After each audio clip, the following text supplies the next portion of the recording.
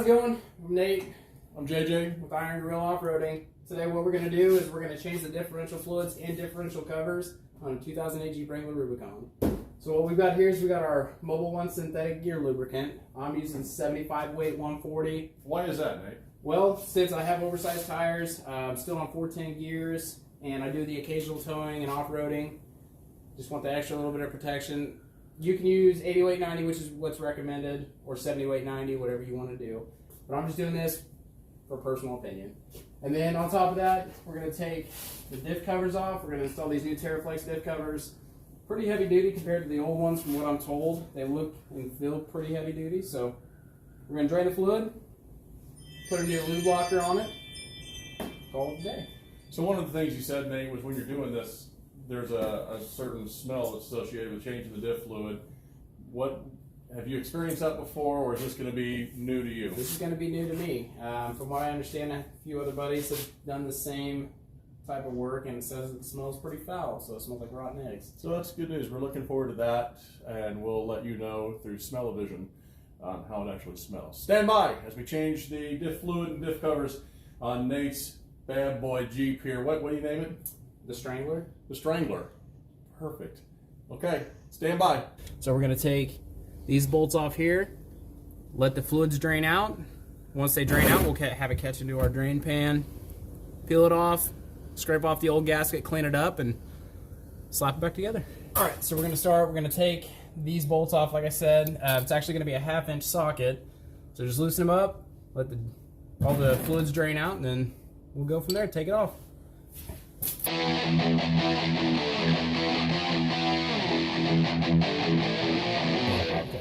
So as we're getting closer to taking these bolts out, it's starting to leak a little bit.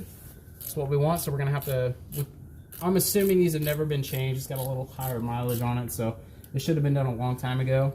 But we'll find out. I think it's got the RTV on it, so we're gonna have to clean that up after we get the fluids drained.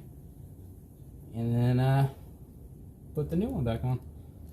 And what was it that caused you to decide you wanted to change your diff fluid? Well, since it has higher mileage, when I bought the vehicle, it came from Kentucky. It was an older couple. Don't know if they did a lot of off-roading or any kind of maintenance this wise. I know they did the oil changes and stuff like that, but with the diff fluids, having larger tires, going off-roading and everything like that, I'm assuming it was probably due for a diff change, and you're supposed to change them 30 to 40,000 miles, give or take. Okay. So it's probably overdue. We're gonna find out how nasty the fluid is.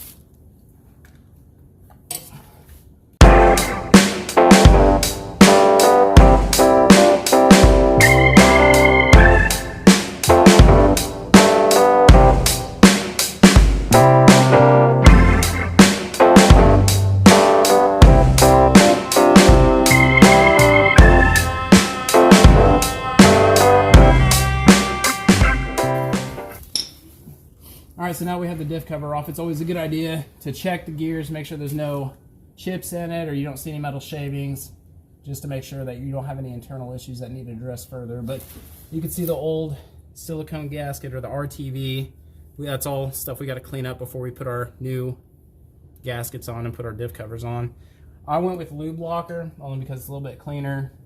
I feel like it's less likely to leak, and it's not as big of a pain in the butt as this stuff is. So let that drain a little bit.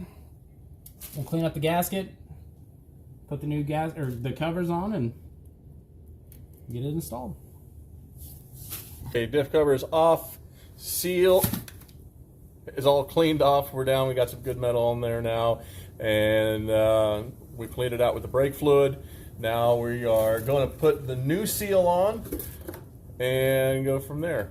10 minutes. Pro tip: when you're spraying the brake cleaner, ventilate. All right, Nate, you got the new seal going on. You went for the Lubelocker seal, correct? Went with the Lubelocker. It's got, I mean, it's pretty durable. It looks like it's going to hold up pretty well. So we're going to slap this. This is a Dana 44 differential cover along with the Dana 44 Lubelocker.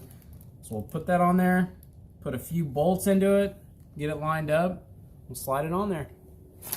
So your diff cover, if you happen to get an aftermarket one, should come with all the hardware. If not, you can reuse your old ones. Just be very careful because they're very sensitive. So one on top, one to the side, one on bottom, whatever you want to do. Just have 2 secure points underneath.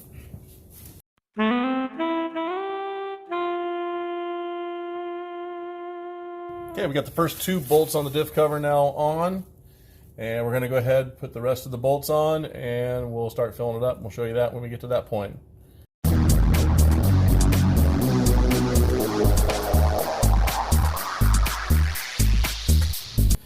And the filling begins.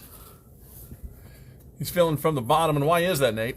Because I've got a standard pinion Dana 44 axle. I do not have a high pinion at this point. So these 2 will indicate that. The bottom one's for the regular standard pinion angle, and this one's for a high pinion. So if you have a high pinion, you want to fill from the top, and then you'll know when you're full when it starts leaking out. So just fill until you start leaking. And how much fluid are you using?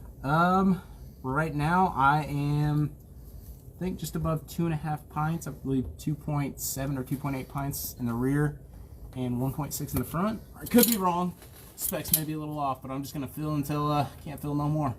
And then as far as the bolts goes, we want to make sure that eventually you get a torque wrench on it, right? Absolutely. Get a torque wrench, read the specs on the manufacturer, what they recommend or what your Jeep recommends.